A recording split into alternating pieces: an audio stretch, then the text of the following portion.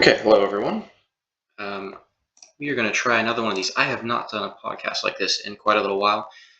Basically, what I want to do today is go through some of the news in the United States presidential election that's been going around recently. I think it's kind of important um, as things pick up and the election continues. I thought I'd add my voice as a Christian voice, who probably most people won't hear, but some will hear, and maybe it will be helpful for you to think through. And I'm a Christian. I come from a Christian perspective. If you know anything about my channel, that's kind of what I do. But you know, I want to be a realist. I want to be down to earth, and I want to be real to the times and what's going on. And so I just want to talk about a few things. One of which is we'll start off here in my Twitter thread or my Twitter page. So Donald Trump, right? He goes and does this thing.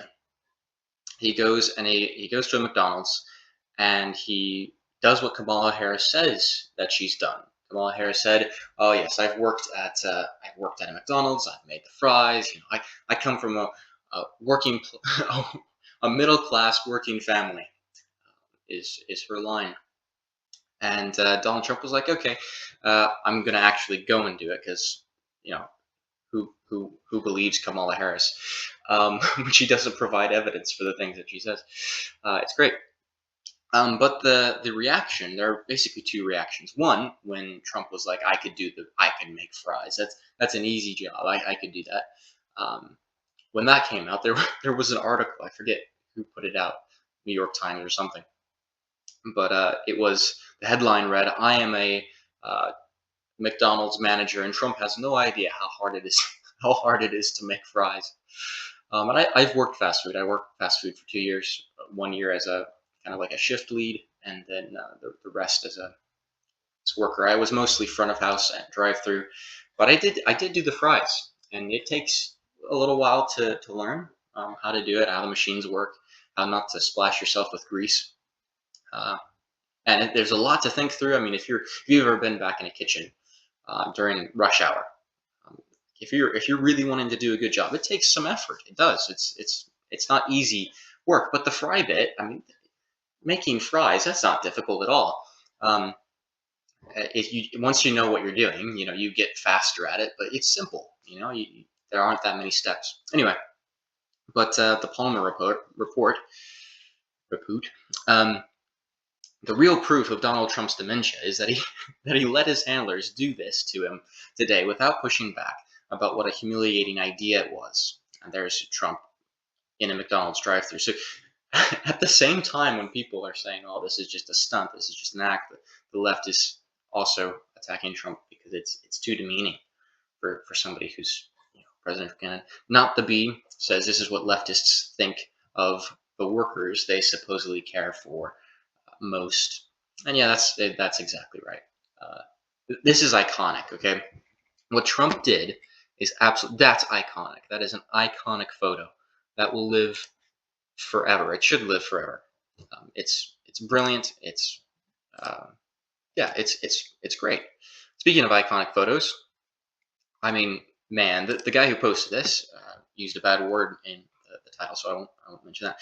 But just take a look at this progression, okay? It is the most iconic election campaign of all time. Trump's indictment photo, where he became charged for felonies, or was it? Well, the photo that started it all off, right? This is the photo that everybody looks back on and says, "This is the moment where people, if you were on the edge, this is the photo that you looked at and you were like, huh, maybe things aren't the way they appear." And I don't know what this photo is here on the left, but this one is the most iconic photo, maybe in American history, that we have, next to the Tiananmen Square Tank Man. For China, that's iconic for their culture, their country. This should be the iconic photo for America moving forward. It's amazing. If you want to read up on some things that I've wrote, you can look at my website, standingbeforegod.wordpress.com. You can look up the left's great conspiracy theory, where I go into how the left made out that Trump hadn't been shot, that he just faked it, and yeah, you can have a chuckle with that. To to say that the right are the only ones who have quote unquote conspiracy theories, and then you have Trump with RFK Jr. shaking hands, the beginning of the Maha movement. So MAGA, Make America Great Again, and then Maha, Make America Healthy Again. Brilliant. Trump, I remember Trump came out in the speech and he said, RFK Jr., we're going to let him off the leash for a little bit. We're going to let him do his thing once we get into office. And then we'll have to probably reel him back in again because he's got a lot of ideas. Some are a little bit different than others, but we'll have to see how that goes. Just amazing. And then you've got Elon on stage with Donald Trump at a rally, jumping. I mean, you talk about joy. Kamala Harris says she's the campaign of joy, but I mean, really, come on, who are the happy people in America? You can find videos of people who are mostly Democrats leaning leftward or centrists, and they'll go to rallies being held in the same place, and they'll go into the Democrat rally with Trump attire on, and they'll get kicked out, and then they'll go into the Trump lines and rallies, and they'll be welcomed in, and everybody will be friendly. I think MAGA is the movement. That's more or less the joy party, and then you have Trump here with guys, and he's doing this now. The left as well are criticizing Trump for, for this. Wu-Tang is for the children. Working. They closed the McDonald's for the Trump clown show. It was all staged, just like everything else they do. Well, so the perspective on this, well, it's all staged. They weren't real customers. They were all, Trump supporters. Well, guess what? Trump has been shot at multiple times. He was hit by a bullet. This is standard. This isn't surprising to anybody that they would shut down the McDonald's for this. You have to do that to keep it secure. You cannot just let anybody pull up while the president is at the window. That's silly. If you've ever been in a drive-through window, okay, I had this one guy who came to the window of the fast food place I was working at back in the States, and he was mad because he said I forget. Basically, he wanted me to give him 2 spicy sandwiches because the ones he got, he didn't like, but he wouldn't show me his receipt. So I was like, no, I can't do that. If you don't have a receipt, I can't do it. Well, he got really mad and he was like, kind of threatening. He called back later afterwards and he said, "What time do you get off your shift? I'm gonna come back and I'm gonna meet you behind the dumpster." And he's just a skinny weeb. Anyway, and I don't mind saying that because at the window when he was getting mad at me, he rolled down his window to his 2 boys. I'll never forget this. He rolled down his window in the back. He had his front window open with him. He rolled down the window, pointed to his 2. They must have been 5, 6, 7 years old. Two boys, and he said, "Are you going to tell them no, that they can't get their sandwiches?" And the boys were like, "Dad, it's fine. We can just move on." And I was like, "No, I'm telling you no." And he got really mad, and we one of my managers at the time, another manager, I was kind of like the ground worker, the grunt of the management team, and so I would deal with those things. And the other manager came over and he's like, "Look, if you don't move, we're going to call the cops." So he called the cops, and the guy moved on. We're like, "Okay, well, you don't have to come now." He moved, and then he called me back a couple hours and threatened me. It was a lot of fun. But all that to say, right? There's very little space between the person you're talking to in the car who's mad at you and the window. Anybody who's intelligent at all and conscious of security isn't going to let just anybody roll up in a car that you haven't inspected, right? That's not going to happen when the president is serving fries out of a window. And apparently the left, just can't comprehend that. But again, it's a question of with all the things that the left gets mad at about Trump, that Kamala does. You begin to wonder, maybe it's that it's not so much that people know why they hate Trump or know why they hate how Trump does things like this. Maybe they've been sold a narrative, sold a story about Donald Trump that just, quite frankly, isn't true. But I think this is true, right? This is why I'm talking about this 2 weeks until the election. This is why I'm talking about this, because I believe that people that I love and I respect have been lied to. They've been lied to by a lot of people, um, and as a Christian, right, setting politics aside, as a Christian, I should care when people are lied to, especially when it comes to politics. Or maybe not especially, but when it comes to politics, I care as a Christian. Why? Because politics are important. We're called to be good citizens. We're called to be informed. We're called to submit to the emperor, i.e., that's First Peter, is it 3? First Peter 3, where Peter says, um, honor the emperor. Uh, and basically what that means is submit to the highest power in the land as much as you can, as long as it doesn't offend God. And so in America, for my UK audience, we have a constitution. You all don't have that. You have British common law developed over hundreds of years, over many centuries. You have the Magna Carta, things like that. So you have documents, you have stability, but it's more tradition, right? In America, we have the Constitution, and the Constitution is the supreme law of the land. The Supreme Court is not the supreme law of the land. It does not get to decide what laws are true or not. The Constitution does. Um, and if you want to know what happens when the government throws out the Constitution, you should read the Declaration of Independence. The founding fathers who wrote the Constitution told you what to do when your government throws out the Constitution, and that's what's specified in the Declaration of Independence. You go read it; it'll be helpful. But yeah, so it's a bit different. So we submit to the Constitution as the highest law of our land. That's how we honor the emperor. That's how we fulfill First Peter 3. That's how we fulfill Romans 13. We submit to the governing authorities that God has established. And the governing authority is the Constitution of the United States. It is not a political party. It is not an ideology. It is a document, the Constitution of the United States. And so when people are lied to make them turn against this, the Christian response is, okay, if you're not doing what God calls you to, which is to honor the highest authority in the land, right, to submit to that, and to call your governing authorities, right, the Constitution enables us to hold our representatives to an account. That's what a constitutional republic is meant to be. You're supposed to be involved. You're supposed to be good citizens. You're supposed to vote. You're supposed to write to your representatives. And if you're not doing that as a Christian, I would wonder, why aren't you doing that? Because the highest law in the land says that you ought to do that. And the Bible says, honor the highest law in the land. Submit to that. Submit to the ruling authorities that God has established. And so when people are deceived, when people are told things that's not true, I care.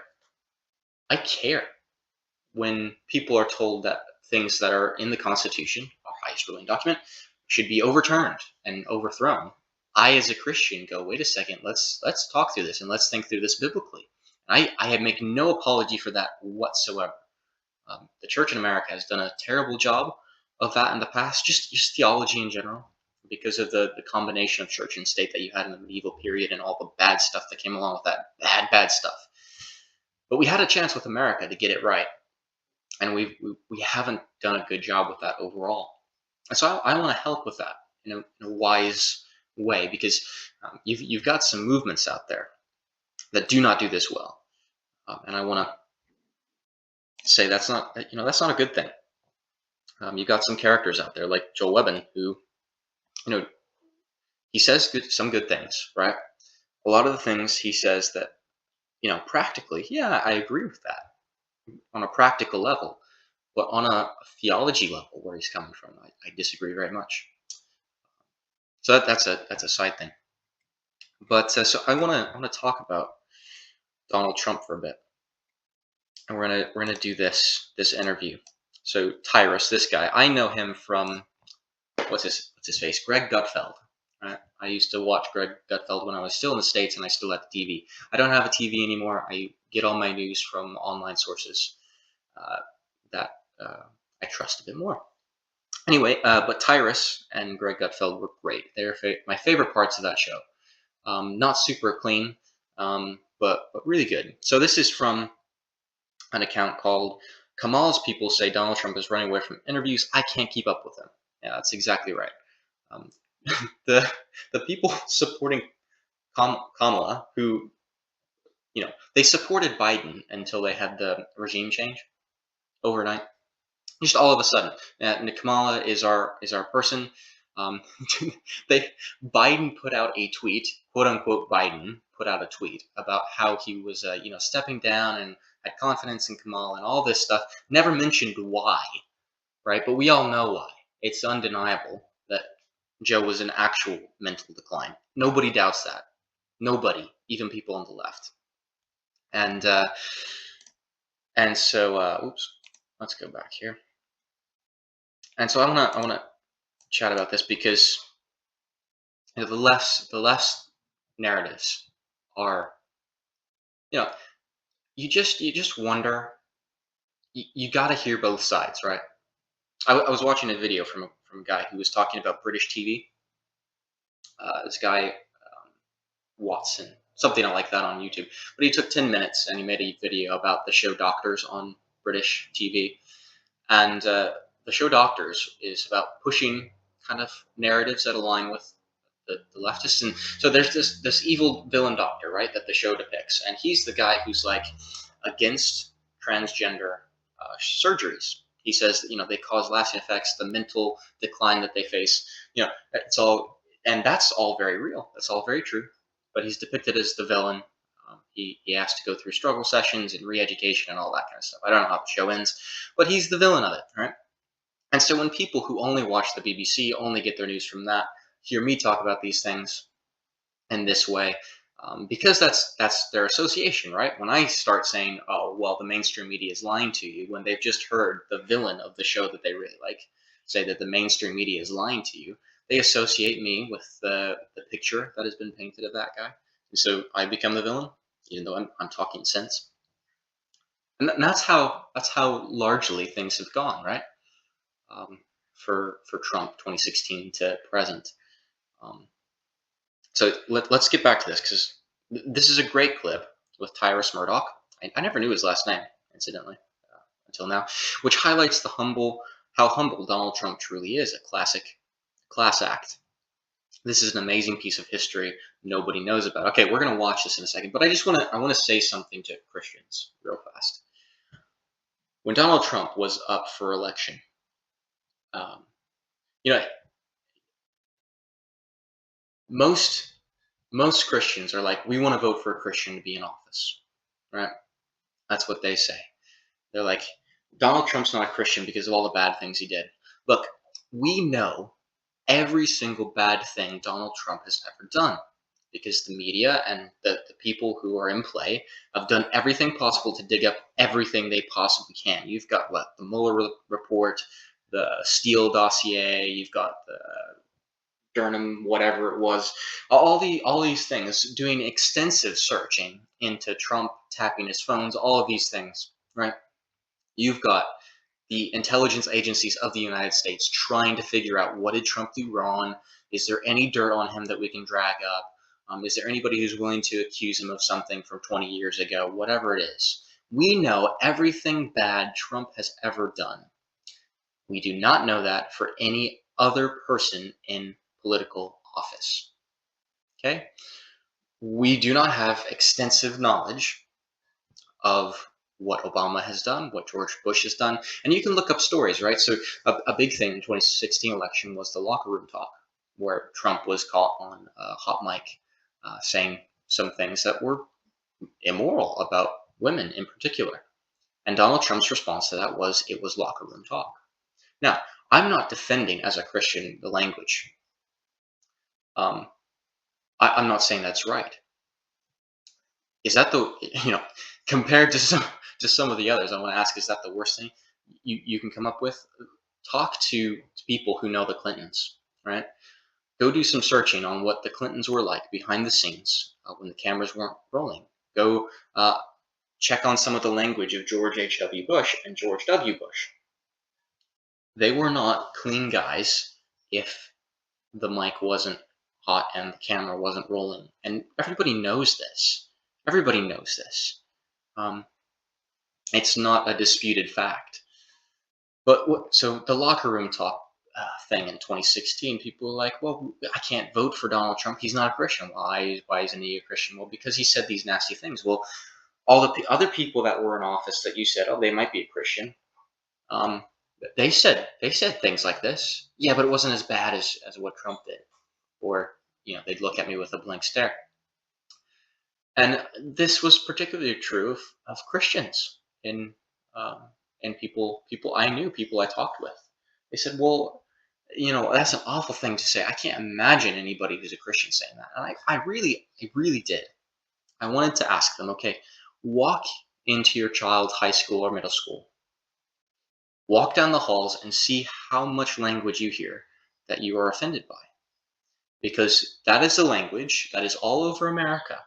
It's not on the highest levels, it's on the lowest levels. It's in your kid's school. Stuff that's far worse than what Donald Trump says. And they're like, well, I don't want a president who uses words like hell and all of those things in office. I don't want somebody who's like that. Oh, and my thought was, you mean somebody who's honest, somebody who actually speaks their mind and doesn't hold back. See, that's who I actually do want in office. I want somebody like that. I don't want somebody who's perfect to be in office. I don't expect that.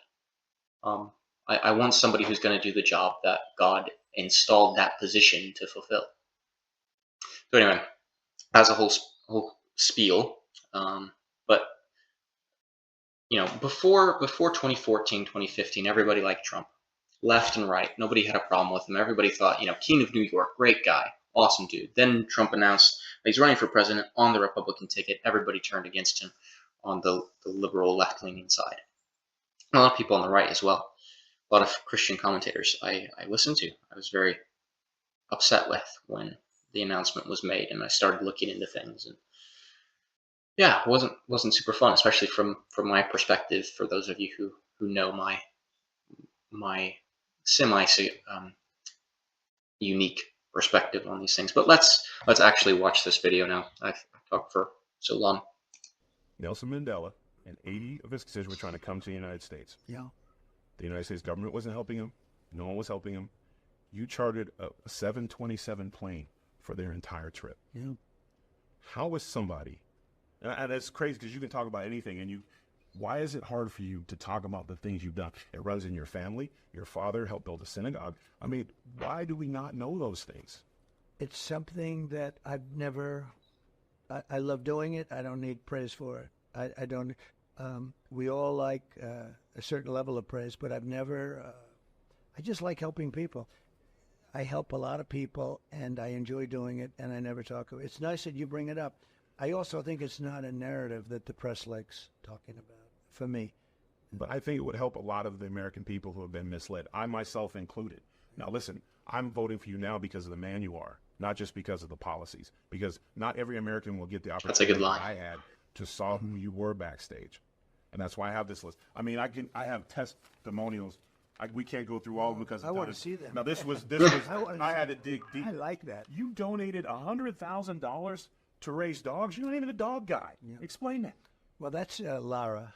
So I have a wonderful, the wife of Eric, and she's a terrific person. She's actually now a very big and important person in getting elected in the Republican Party. She comes from North Carolina. She loves the dogs.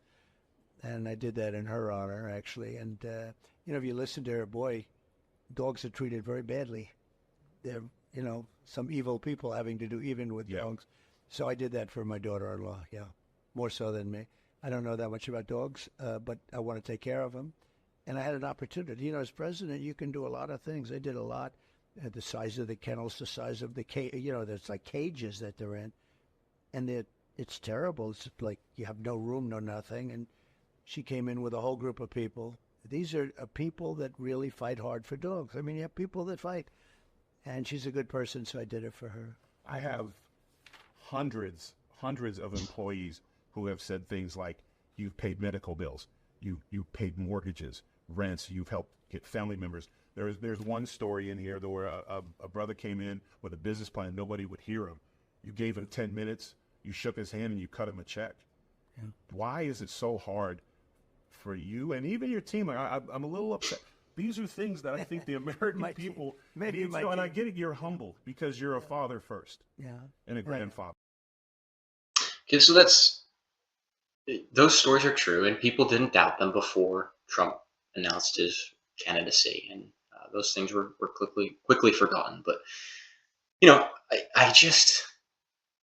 I wonder how many people remember Trump's old interviews with Oprah Winfrey, when Oprah was like, "Would you ever consider running for president? I think that could be really good for you." Very supportive. When people in New York, when his workers really respected him, not not just the white collar, but the blue collar workers. Everybody respected Trump. He was a leader. He would say, "I'm a fighter." People liked him. People appreciated him. People respected him. And stories like this aren't spoken of at all. I'm glad it was raised. I just thought I'd highlight that as well, because people don't tell you about that, and people don't tell you about what Trump's done with his own money as well, with his own time. Rich guy, but from a biblical perspective of wanting to share wealth. If you don't think Donald Trump is a Christian, I doubt it as well. But you can't deny. I mean, man, the guy gave a lot away of what he owned, and he doesn't publicize it. He gets nothing in return for it. Most people don't know what he's done for charities. Most people don't know that unless they were directly impacted. And you can search these things up. They're not uncommon. Same thing with the McDonald's thing of him doing the job of like a frontline worker, as they were called during the lockdowns. Frontline worker, an essential worker. Doing the job of that. There are videos you can find online of him taking the day and doing the job of one of the maids in his hotel. Him cleaning the toilet. It's for a show, but the principle is there. This is not something that is uncommon for Donald Trump to do. He doesn't consider it demeaning. He considers it a legitimate job and something that should be respected. A father or mother is providing for their family. That's commendable. That's good. Donald Trump wants to support that, and he did for decades. And he said in those old Oprah Winfrey interviews, like, if it ever got so bad that I thought nobody else could do it and I had to step in, then I would, and he did. Whether he thought he was going to win or not, that's a separate question. But he did, and he did it. The promises he made, he kept them. Not perfectly. Like he faced 4 years of the Russia hoax propaganda, and the people who pushed the Russia hoax, their own dossiers, their own reports showed nothing. And still today, you have people saying, "Oh yeah, Trump interfered." I was watching a Jimmy Dore podcast this week. I've just discovered him this past week and a half, and he's talking about the way that I did not know this. Back in 2013, the CIA paid which was it? The Wall Street Journal, I think it was, the New York Times, something like that. They paid a major publication $600 million, $600 million to help them with some sort of legitimate service. $600 million, and so Jimmy Dore was just going through how each how the stories about Russian collusion and Putin, there were so many that were factually founded on nothing, like conjecture. But there were, the headlines, that's all the people read. So it was like, Putin infiltrates U.S. election systems. And at the very bottom of the article, it was like, some reports say there's no conclusive evidence that this happened, but some anonymous reports tell us this. And then when they're found out, they just add a little editorial note at the top of it. That was a great thing. If you can log on to the Jimmy Dore YouTube page, you can probably find it. But it's just it's amazing. And once you start realizing, once you stop assuming everything I hear from these people must be legitimate. Like, there are legitimate jobs. There are reporters. It's their job to tell the truth. It's their job to get the news out there as it really is. But once you start realizing, once you stop assuming that, you start realizing, wait a second, maybe maybe that's not true. Okay, what else we got? Ah, yes, President Trump's entire speech at the annual Al Smith Memorial Foundation dinner. I want to talk about that. Um, but let's talk about Kamala first. Let's talk about Kamala. I think I'm going to do the Trump speech. I want to play the whole thing and then a clip from Joe Rogan as well. I'll say that for the next episode because I gotta run in an hour and I won't have time to cover all this. Apparently, I was listening to the Mark Cox morning show. Right, it's a Missouri-based show, St. Louis, Missouri-based show. I have some connections there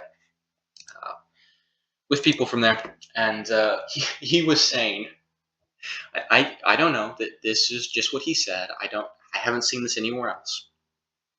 But Kamala's campaign manager, one of the managers in her campaign, said not to go to the Al Smith dinner, right? Because you will lose some of the leftist pro-choice voters.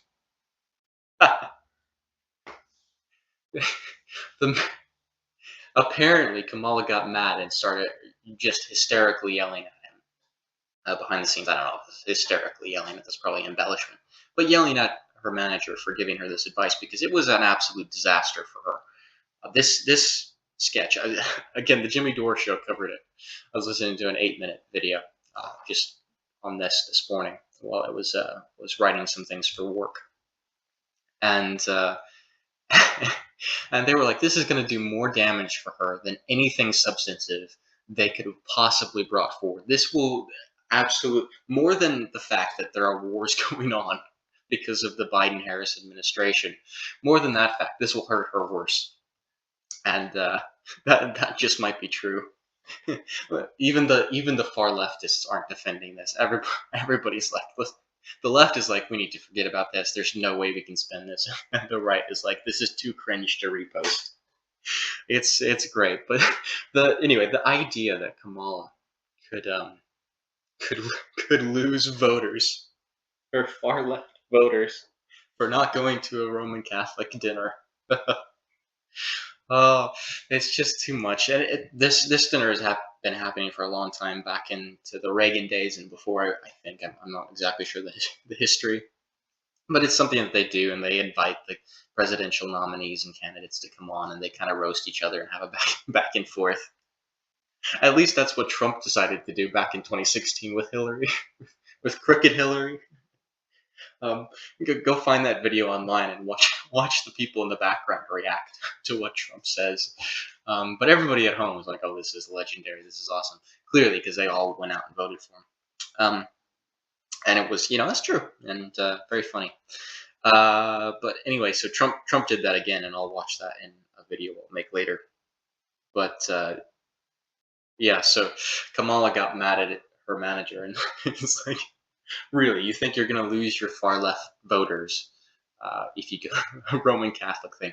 Well, and it does make sense, right? Because the Democrat platform is running on a single issue, and that is abortion, the murder of the unborn, the murder of children. They want that, and that is their single issue. And you find these videos online of people interviewing Democrat, not Democratic, Democrat voting women specifically, and their issue. They will freely tell you, "Oh yeah, it's abortion. That's why I'm voting for Kamala Harris." Insanely evil, which is another reason Christians should talk about politics and talk about these things and send videos to one another about how many lies have been told and how they've been deceived. There's nothing wrong with that. But anyway, let's watch this cringe. I hope you can survive this. So this apparently, the woman who's about to come and talk to Kamala Harris is an SNL cast member, and this is one of the characters that they've had. I think I've seen this woman before on an SNL skit. I never watch SNL, but sometimes it comes up on my feeds. I don't watch it, but and mostly it's terrible stuff. But I vaguely do remember seeing this character. but I don't remember what what it was about the character because it's not funny. Um, yeah, she does not pass as a Catholic um, school age person, school age girl. She does not. It's just it's cringeworthy. So prepare yourself. Maybe sit down.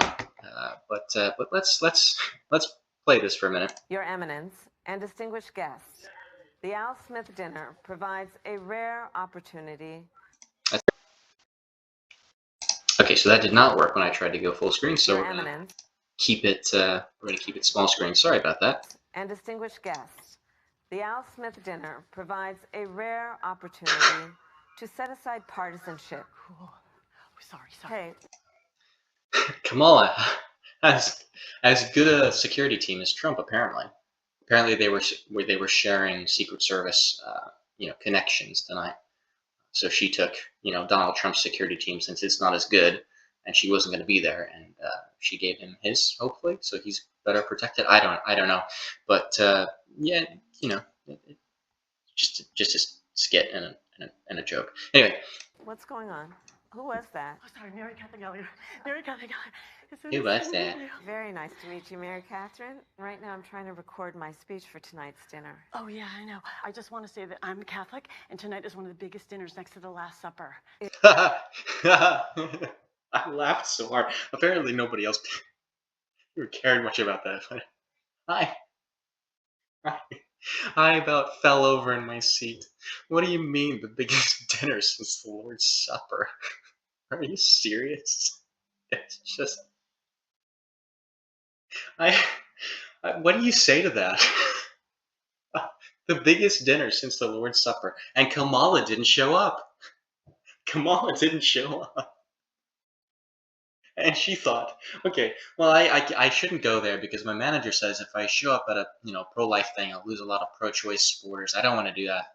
So best second option. But let's have a skit with SNL in which we say out of nowhere, for no biblical basis that I can imagine, it must be something from the Council of Trent. I don't know, Roman Catholics, It must be something from one of the councils where they said that this the Al Smith dinner was one of the biggest dinners since the Lord's Supper.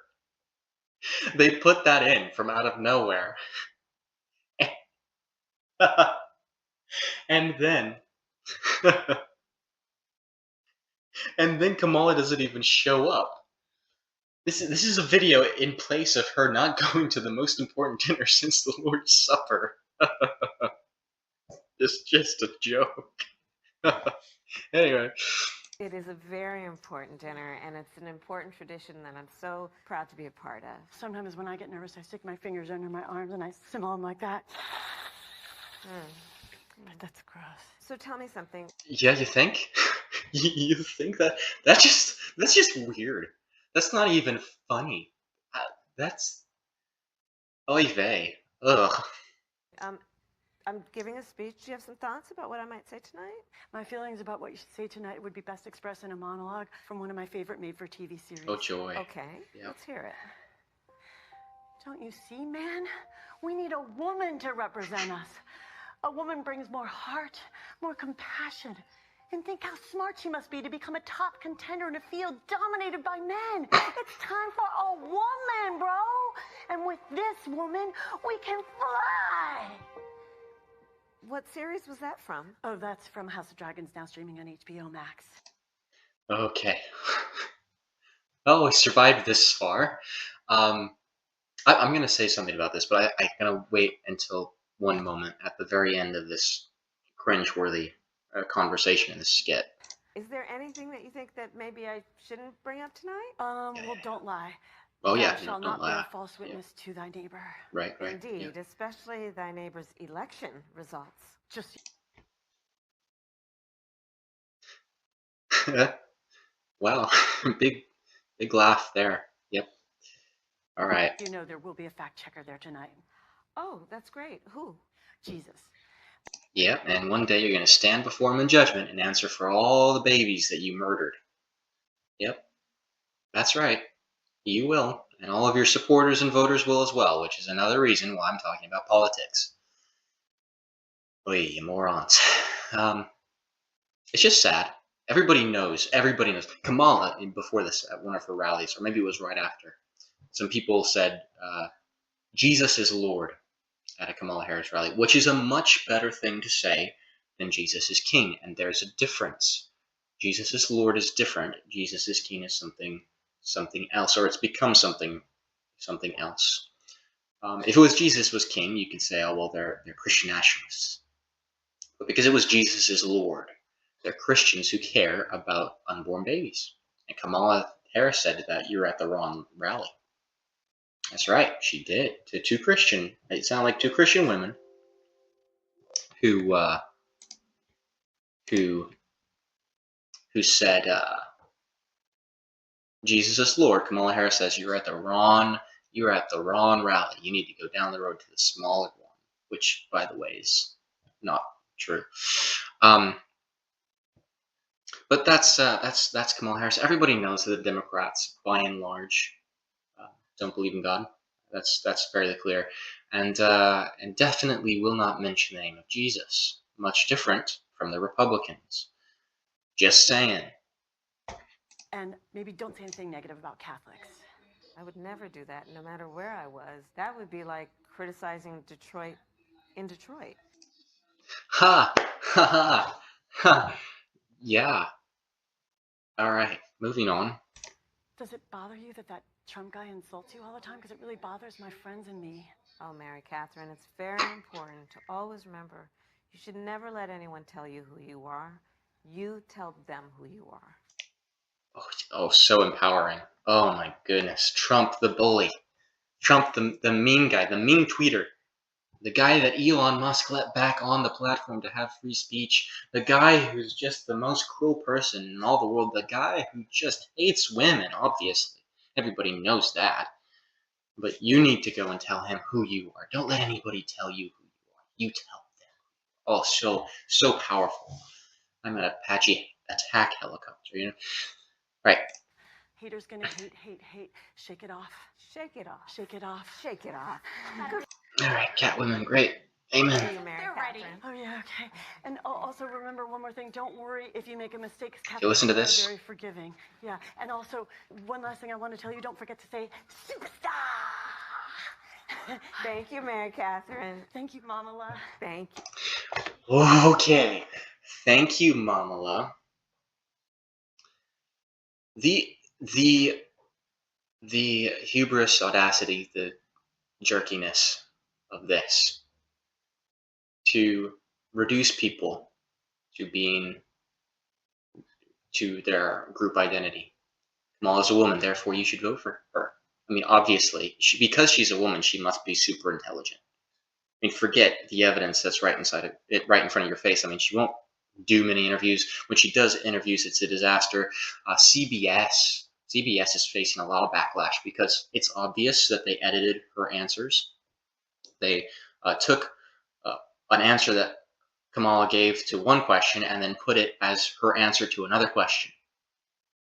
That's what CBS did for that interview. For Bret Baier, for Fox News, that interview was a disaster. Democrats post certain clips and they're like, "Oh, look, Kamala did such a great job." If you watch that interview in total, it's very obvious that's not the case. On top of that, Bret Baier said that her people, her quote unquote handlers, were asking for the interview to stop about 15, 20 minutes in. So, yeah, but just understand, like this is, they're putting it in a childish skit, right? So this Mary Catherine SNL person, whatever. It's supposed to be funny. It's supposed to be a skit. It's just cringeworthy. It's not even funny. But the idea behind it is you do vote for Kamala based on those things that she said, because she's a woman, because she's Kamala, because Catholics are nice and Donald Trump is so mean. Because Catholics are so forgiving. So don't worry if you make mistakes.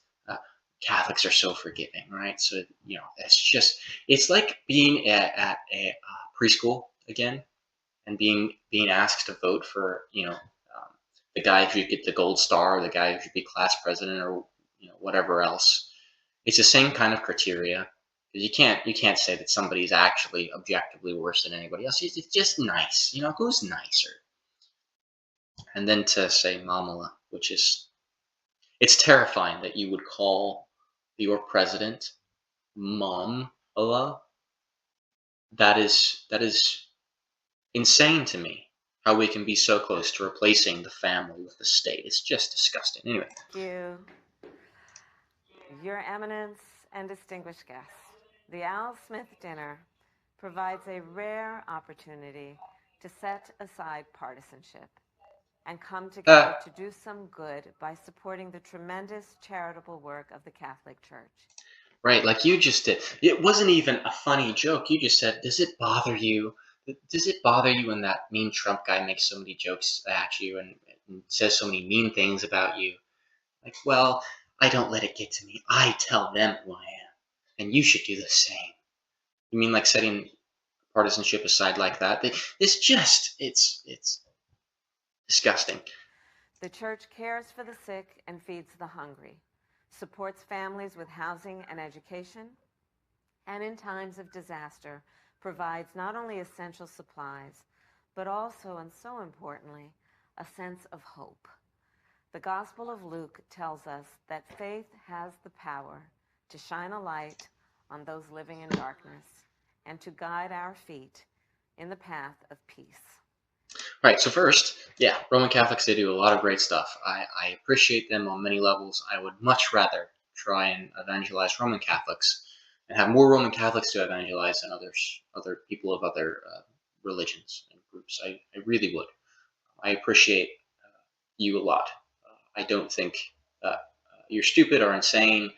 I think you believe what you believe, and that controls a lot of the things that you do. And a lot of them are very good in terms of social activities, caring for the poor, the homeless, the oppressed, and the widow. Truly, I think that's commendable. I don't have a problem with that at all. This quote from Luke. Let's play it again, okay? The Gospel of Luke tells us that faith has the power to shine a light on those living in darkness and to guide our feet in the path of peace. Okay, I had to look this up because it's a vague reference, right? So whenever you hear a politician speak, this goes for Democrat and Republican, but in majority Democrat, they will not mention Christ and they will seldom mention God, but they will mention faith. And what was it was some silliness that Kamala or Walt said about my faith practice or my faith life, something that wasn't just faith, but my faith preference, something like that. That's what's been used in the campaign. But anyway, so I had to search this up, and notice this comes from Luke 1 and Zechariah's prophecy. Well, let me just read out the whole thing because it comes here at the end, but it will be helpful. So Jesus is in the temple. Is that right? Is that the birth of John the Baptist? Okay, let's just read from verse 67. And his father Zechariah was filled with the Holy Spirit and prophesied, saying, okay, so this is being prophesied of John the Baptist.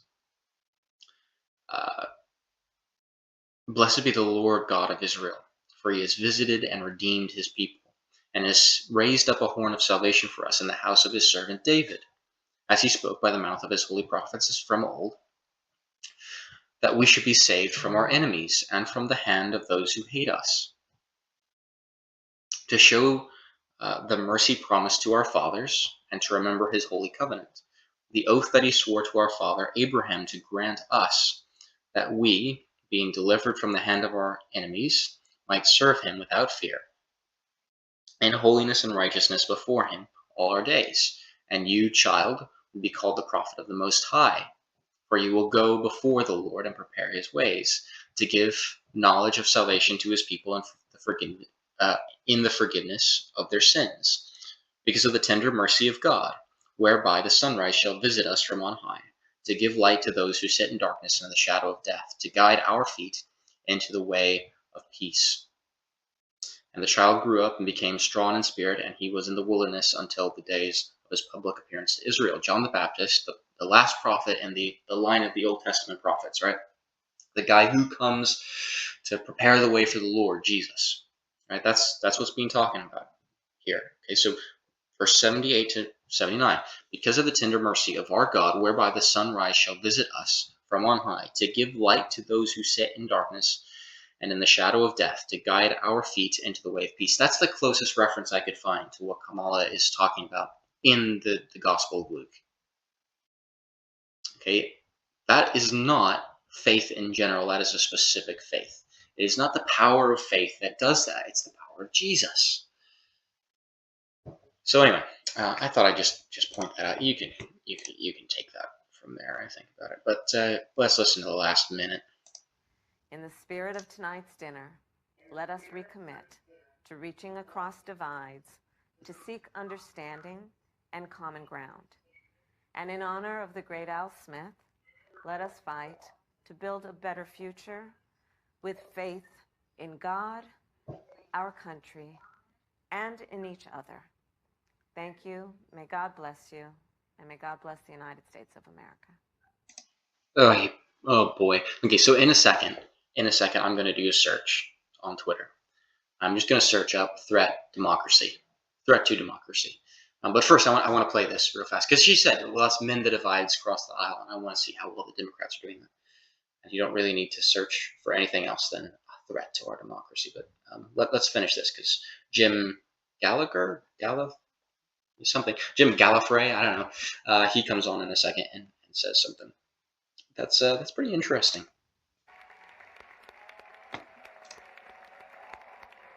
I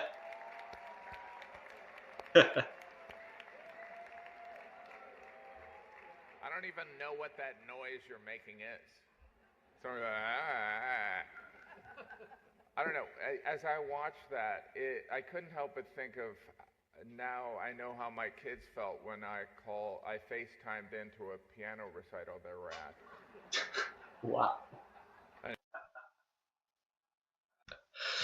So he gets up and he mocks her for not showing up and some other things as well. And Jim is not conservative, not a Republican.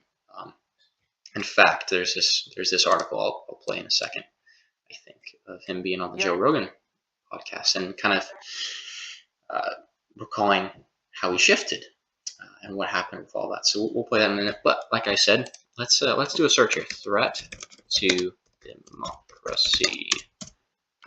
Threat to democracy. Okay. Let's just see here. Hitler, some guy who they couldn't use Hitler. Yeah, that's Republican. Most of these are going to be Republican. Let's go to latest. The Democrats are. There's some MSNBC.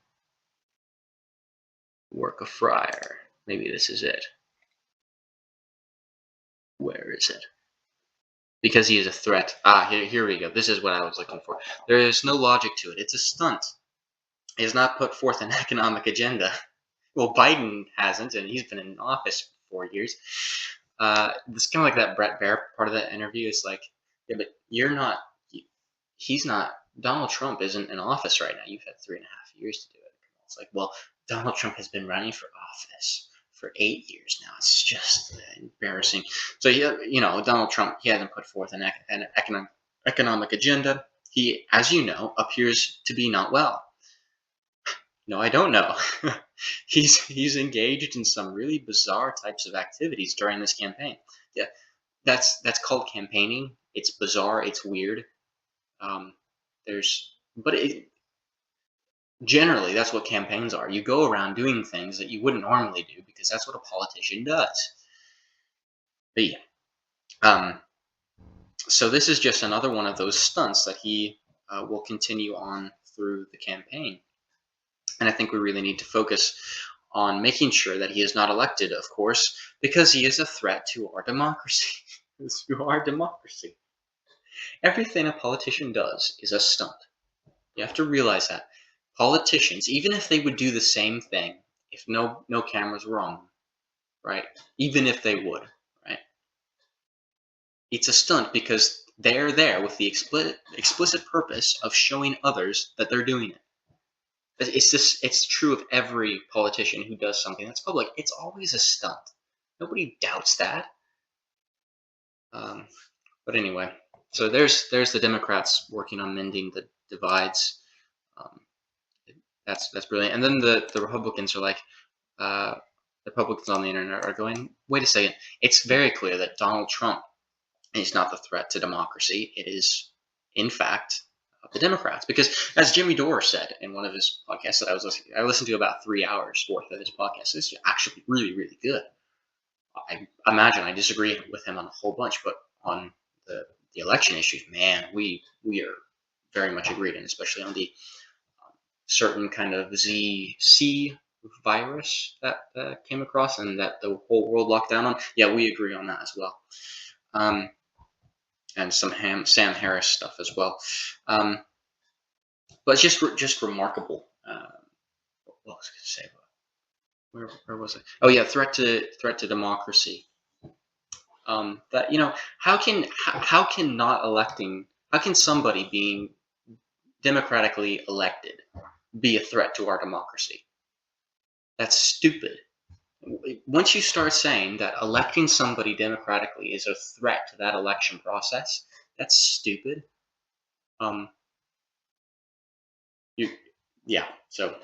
just remember that for like Al Gore's presidency or presidency failure, right? Al Gore, George Bush, in the year 2000, Al Gore objected to that election. Hillary Clinton objected to 2016 for 4 years, saying that she lost because of Russian collusion and that it was a fake election and that the election results should be overturned. And she's the rightful president of the United States. Just remember that's a Democrat thing. And when Trump questioned the election results of 2020, that wasn't a threat to democracy, because as a democracy we want to make sure our elections are secure. And if there is a challenge saying, hey, maybe this election wasn't as secure as we thought it was, that's not a bad thing. That's a good thing. That's how republics stay alive longer than Rome. So anyway, threat to our democracy. So Jim Gaffigan, he's the guy who hit both Republicans and Democrats after the Al Smith thing, but surprisingly leveled a good amount of strikes against the Democrats, against the left wing side of things. So this is Clint Russell on October 18th on Twitter. 3 million views, 3.6 million views. You may recall that Jim Gaffigan had one of the most severe cases of Trump derangement syndrome on Earth. So why did he joke at the expense of the DNC tonight? Well, about a year ago, Joe Rogan blew his mind with the evidence of Fed involvement during I can't say it right afterwards because we're on YouTube 6. He might be waking up. I'm not even sure if I can play this video. I'm not sure if I can play this video on YouTube. What the heck? We're going to try anyway. I think the January 6th thing is pretty bad. Well, the January 6th thing is bad, but also the intelligence agencies were involved in provoking people to go into the Capitol building. That's a fact. So wait a minute. You're saying that guy, what's his name? Ray Epps? Yeah, you really think that he I don't know, but I do know that every other... pretty apparent. I think he's going to sue Fox. I think every other I wish he would have. Who was involved in January 6th, who was involved in coordinating a break-in into the Capitol and in instigating people breaking, they were all arrested. This guy wasn't. Not only that, they were defending him in the New York Times, the Washington Post, all those different things, because saying that Fox News is unjustly accused him of instigating. Well, he clearly instigated. He did it on camera. I don't know if he was a Fed. I know a lot of people think he was a Fed. The people that were there were calling him a Fed. What I do know is when they asked the FBI, the people the night before said, were saying that he's a tell Fed. you whether or not they were people that were there that were doing that. Now, there's been reports that there was hundreds of agents that were there that were doing that. I don't know if that's true either, but I do know that they do use. Even if it was just one, even if it was just one, and even if that one was Ray Epps, isn't that enough? Isn't that enough? You have Ray Epps the night before saying, "We must go into the Capitol. We must go into the Capitol." And the people who are around him are going, "No, no, you Fed. Get out of here, you Fed. You aren't one of us. We're not going to go into the Capitol. That's a stupid idea." Hey. Agent provocateurs to disrupt peaceful protests. It's a common tactic. What they do is, say if there's a like the World Trade Organization is a great example. And that was in, I think, the 90s in Seattle. And so what they did was they were protesting the World Trade Organization. They were doing it peacefully. It was a big problem. So what they did is they sent in, allegedly, agent provocateurs. They started smashing buildings and lighting things on fire.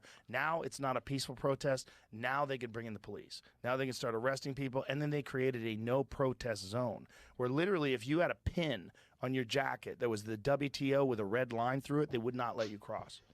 You could not cross with a pin that was against the WTO and go to work. There was a no protest zone. So they silenced protest, which is a part of our freedom of speech. So this is a tactic that some government agencies use to stop but peaceful wait a minute. protest. All right, so what you're saying is on January 6th, that this event that obviously Trump organized, forget about the Giuliani stuff and the whether they thought that it was He definitely stolen. encouraged people to protest. Yes. Yeah. But all right, so you're saying that like the FBI and Nancy Pelosi and I'm not saying Not Nancy. No, but like you're saying that like they're like, we'll make this instead of an awkward protest, we'll Yeah, on Nancy Pelosi, go look at the footage that came out from her on the day of January. The date, the right date, because we're on YouTube. Oh, 6th. Yeah, go look up videos on Twitter. Don't go elsewhere because there are actual videos. Like, it's not fake videos. Not fake videos on Twitter. Go look at those. Those are real. And go look at what she said.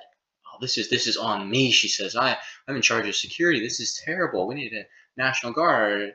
What's going on? Are things being called in?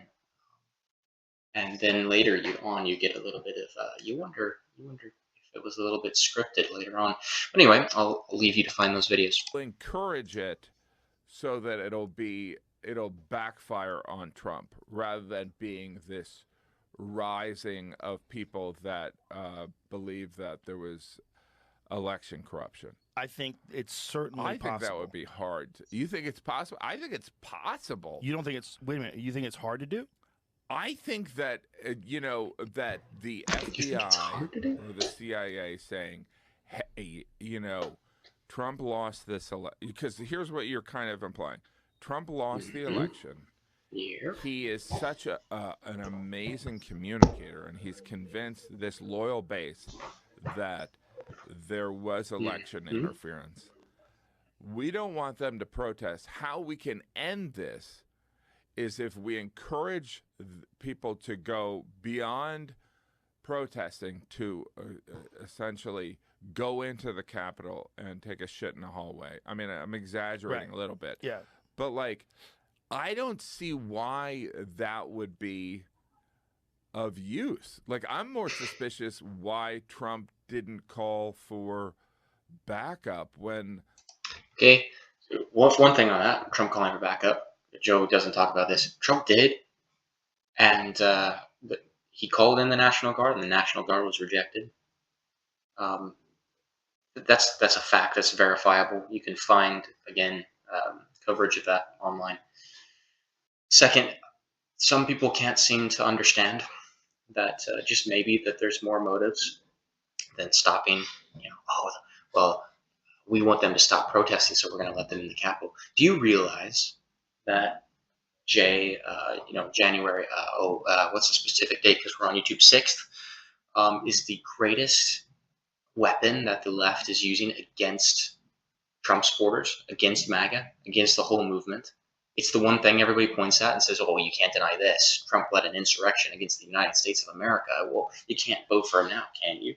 That is incredibly useful. If the federal government, if the deep state, and by deep state, you don't mean this shadowy organization, all that's meant when people say the deep state is the people who are in the federal government who aren't elected. The elected representatives hired them, and then they're in for life. They don't get fired. They get paid. They get their position forever. They don't ever leave. That's what we're talking about when we talk about the deep state, and that's specifically the intelligence agencies. It's a machine.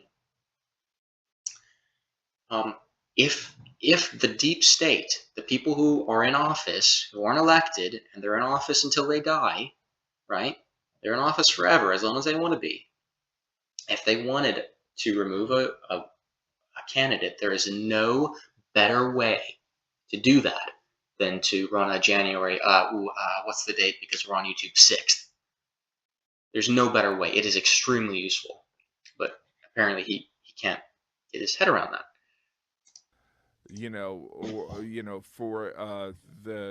For the Capitol Police, you know what I mean? It's like there was, and that like Michael Flynn's brother was, you know what I mean? Like there's the Capitol Police let people in. They removed the barricades on one side of the Capitol.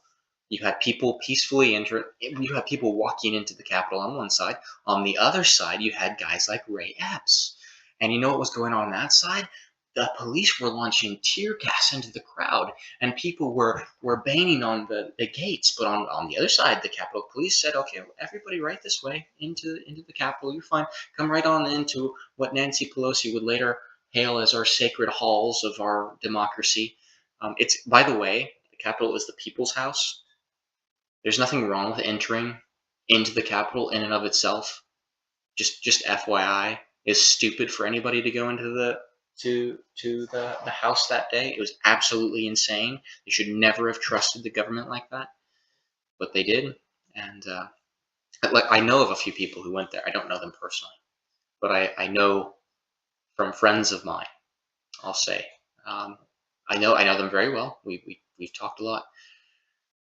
People who just showed up that day, showed their faces. The government later came to their house, took all their electronics, took any weapons that they might have, and took it away for because they were even at January because we're on YouTube. I can't quite remember. Oh, January 6th. I almost said it in full there. And people got their entire people got their property removed because they were associated with that. Way more conspiracy stuff against Trump, and then I think the slim likelihood that people were like, oh, Trump's a problem, let's just get these people that are loyal to Trump to run into the Capitol so that we can arrest 300 people. Does that make sense? No.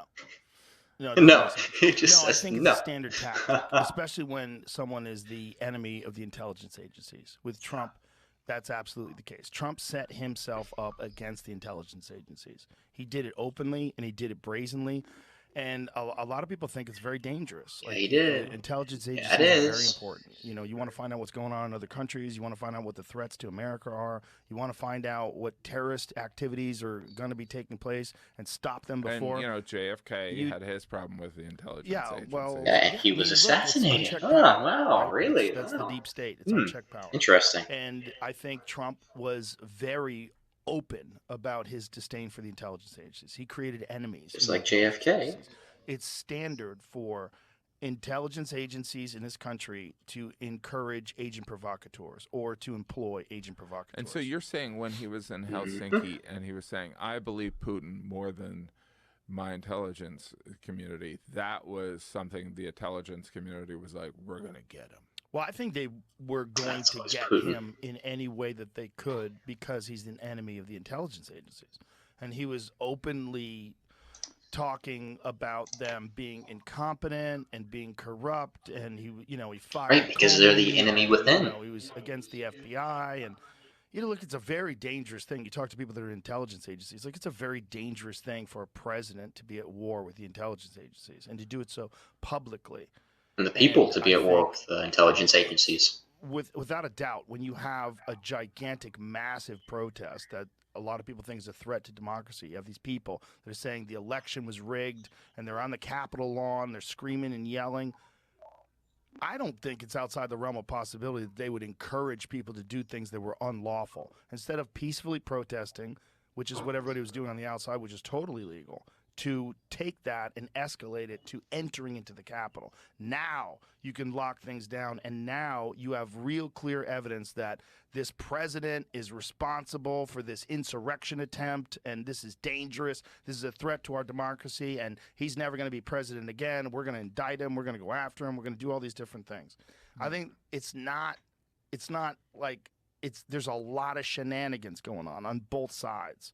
It's not like a clear cut, like he shouldn't have done that and they should have done this. It's like there's a lot of fuckery, and there's a lot that's been going on throughout history.